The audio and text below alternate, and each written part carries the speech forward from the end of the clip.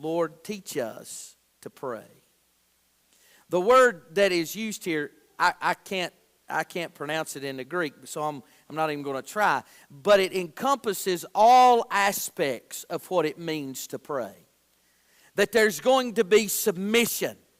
We realize when Jesus was praying in Gethsemane, he was submitting to the will of God. He was submitting to what God wanted him to do. And so when the disciple says, Lord, teach us to pray, what he's saying is, I need you to teach me to be in a posture of submission to the will of God.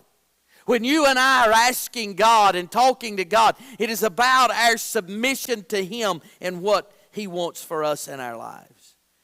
It brings about confession. One of the best things that you and I can do is to confess our need, confess our weakness, confess our sin, and confess it to Almighty God. Not because he's not aware of it, but because we can let him know we're aware of it, and we're aware of the fact that we need him. The psalmist said, I am poor and needy. When you and I would realize we can't change any of the things that are going on around us, but we can pray, and we can pray and ask God to move in it. And when we confess that, there's deep, deep, deep help in that.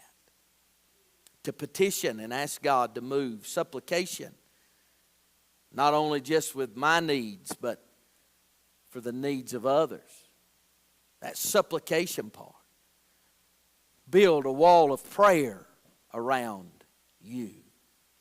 Around this situation.